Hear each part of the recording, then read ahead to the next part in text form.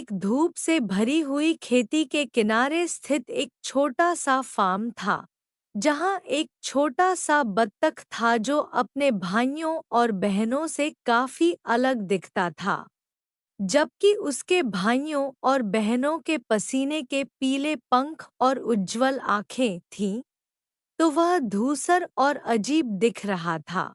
वह अनोखा था और अन्य बत्तख उसे अकेला महसूस करने के लिए अक्सर उसका मजाक उड़ाते थे।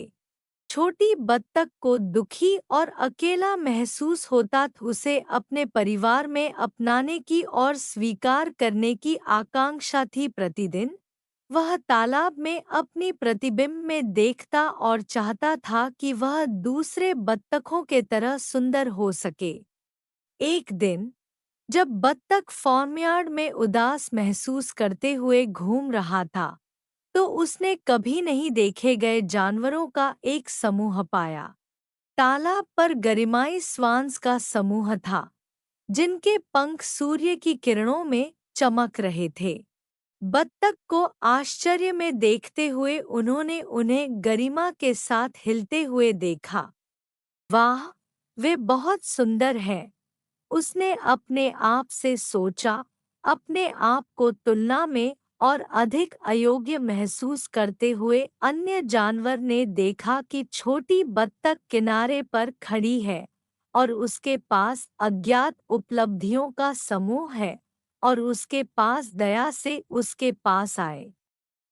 उन्होंने खुद को गरिमा के रूप में परिचित किया, जो फार्म के सबसे महान जीव हैं। दुखी न हो, छोटे स्वान्स ने नरमी से कहा। अभी तुम हमारे जैसा नहीं दिखते, लेकिन एक दिन तुम भी हमारे जैसा शानदार हंस बन जाओगे।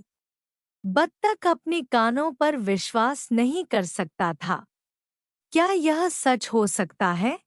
क्या वास्तव में यह संभव है कि वह सदैव एक हंस होने का लक्ष्य था? उसके दिल में नई आशा के साथ छोटी बत्तख ने अपने अंतर्निहित अंतर को गले लगाने और बुद्धिमान स्वान्स के शब्दों पर विश्वास करने का निर्णय किया। वह बढ़ता और बदलता रहा, उत्साह से उत्तेजित होकर उस दिन का इंतजार करता रहा जब वह एक सुंदर हंस में परिवर्तित होगा। मौसम बदलते रहने के साथ छोटी बत्तख बड़ा और मजबूत हो गया। उसके ग्रे पंख बदलने लगे, जो सुंदर सफेद पर्वता को दिखाई देने लगे। उसका पहले निपटान तालाब में गोलायमान ग्लाइड्स में बदल गया।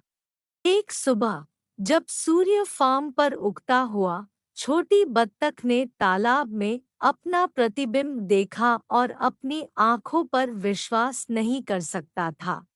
उसके सामने सिर्फ एक सादा ग्रे बत्तख नहीं था, बल्कि एक शानदार हंस था, जिसका लंबा पतला गर्दन और पंख सूर्य की किरणों में चमक रहे थे। उसने अंततः उस सुंदर प्राणी में परिवर्तित हो गया था, जो वह हमेशा होने के लिए निर्धारित था। उसके दिल में खुशी के साथ उसने अपनी पंख फैलाई और तालाब पर अन्य हंसों के साथ मिलकर उनके साथ जुड़ गया, जैसा कि कभी पहले महसूस नहीं किया गया था। उस दिन से वह पहले बुरी बत्तख के रूप में हमेशा के लिए खुश रहा, गरिमा हंस के रूप में, जिसे उसके असलियता के लिए प्यार करने वाले दोस्तों के घेरे में रहते थे। और जब भी वह अपनी यात्रा को याद करता, तो वह अपने अंतर गले लेने और अपनी खूबसूरती में विश्वास करने का सीखता था, जैसा कि बुद्धिमान हंसों ने उसे सिखाया था।